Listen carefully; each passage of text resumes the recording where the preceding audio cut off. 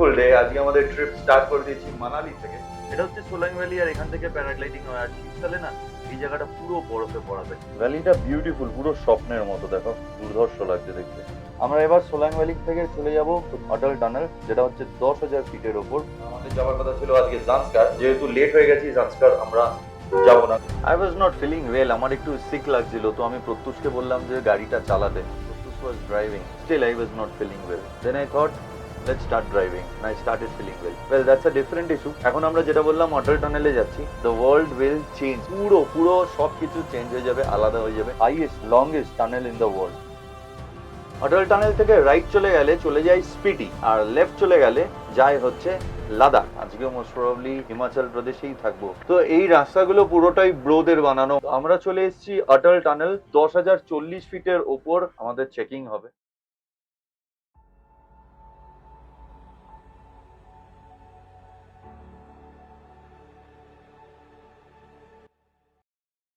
যতদিন ট্রিপে বেরিয়েছি আজকে হচ্ছে 4th বা 5th day. Every day was good day, but আজকে is the best day as of now. কি ওয়েদার, হাওয়া দিচ্ছে, wide landscape, and I am just loving it. I am enjoying one hell of a trip right now. আমার number of days কোন দিন চলছে গুলো গুলিয়ে গেছে। Good morning people, it's a new world. Welcome back to the brand new blog of জিন্দাবাদ জিন্দাগুড। আমরা পুরো অন্য একটা জায়গায় চলে এসেছি, অন্য একটা দেশে। This is the north portal, this is Chandra river. আমরা এখান থেকে যদি রাইটে চলে যাই তাহলে আমাদের হবে পিটি। এখান থেকে যদি লেফটে চলে যাই তাহলে আমরা যাব Ladakh. Welcome to land of adventure guys. এখানটায় কিছুক্ষণ আগে ল্যান্ডস্লাইড হয়েছে আর ওই পরিষ্কার করার কাজ চলছে। এটা যদি অন্য কোনো সময় হতো ফ্লাডের আগে, তাহলে এখানটায় গাড়ির লাইন লেগে যেত। এখানটায় শুধু 3টে কি 4টে গাড়ি আছে।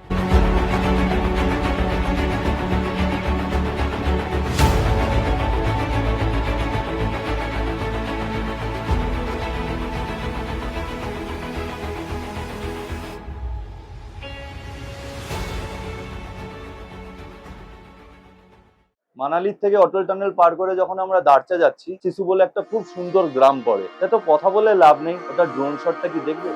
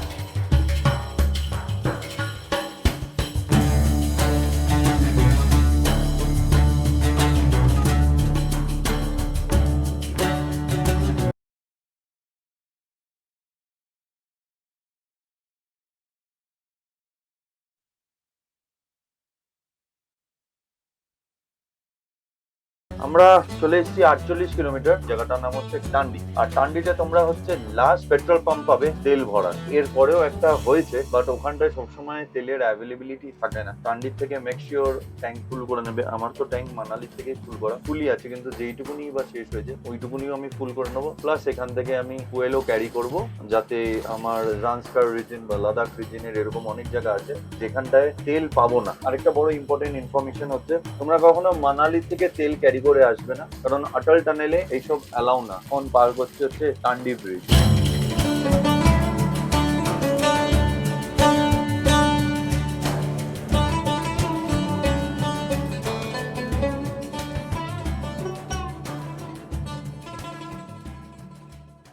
এখন বাজে 4:45। আমরা চলে এসেছি জিসপা। এখান থেকে দারচা পৌঁছাতে আমাদের আর 20 মিনিট মতো লাগবে। কত কিলোমিটার? 20 মিনিট মতো লাগবে। কত kilometre Jispa? 14 kilometre. 14 kilometre 20 minutes. তো আমরা ডিসাইড করছি কি জিসপাতেও থেকে যেতে পারি বা দারচাতেও যেতে পারি। জাস্ট খাওয়া দাওয়া হোক, তারপরে যে ভাইবটা আর যেই এক্সপিরিয়েন্সটা এখানটায় হচ্ছে না, যা ফিল হচ্ছে, মাইন্ড ব্লোয়িং। আমি ভাষায় বলে বোঝাতে পারবো না এখানকার ওয়েদার। ও হ্যাঁ, ঠান্ডা শুরু হয়ে গেছে, হালকা হালকা ঠান্ডা। আমরা নিচ থেকে উঠেছি তো একটু ঠান্ডা ঠান্ডা লাগছে, বেশ নাইস वेदर। वो मॉनेस्ट्री है क्या?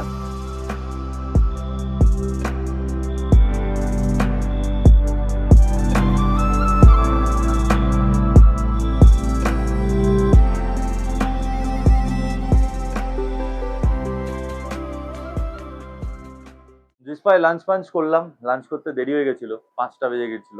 এখন বাজে 6টা। আমরা জিসপার থেকে এগোইনি, দারচা যাইনি। ভেবেছিলাম দারচা যাব। এই জায়গাটা না প্রচন্ড ভালো লেগেছে। এই ভিউ, সারচুর থেকে দারচা হচ্ছে অ্যারাউন্ড 14 কিলোমিটার, যেটা 20 মিনিট লাগবে।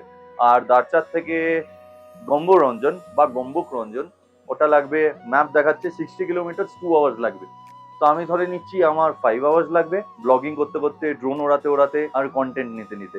যেই জায়গাটায় আছি সেই জায়গাটার সিনেম্যাটিক্স দেখবে। তোমাদের কি সিনেম্যাটিক্স দেখতে ভালো লাগছে? তাহলে কমেন্ট করে জানাও। আর নিচে যে ইনস্টাগ্রাম আইডিটা আসছে জিন্দাবাদ জিন্দাগুড নামে, ওটাও ফলো করো। ওখানটায় অপূর্ব অপূর্ব ছবি দেখতে পারবে, রিল দেখতে পারবে, স্টোরি দেখতে পারবে। আমার হালকা হাঁপানি হচ্ছে, ঠিক হয়ে যাবে আশা করি।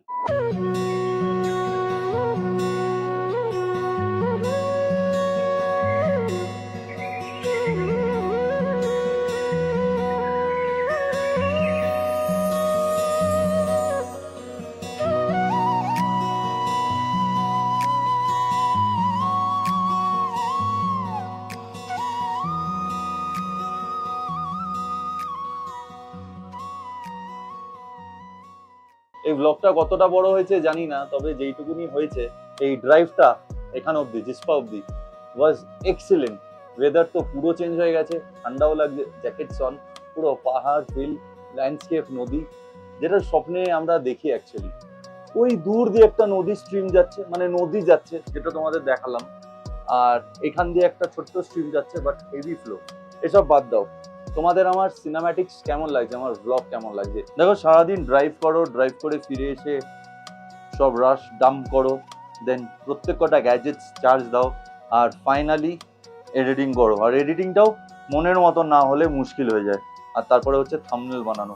তো সব নিয়ে অনেক বড় একটা কাজ আমার। This for me it's a big task, I am not use to it.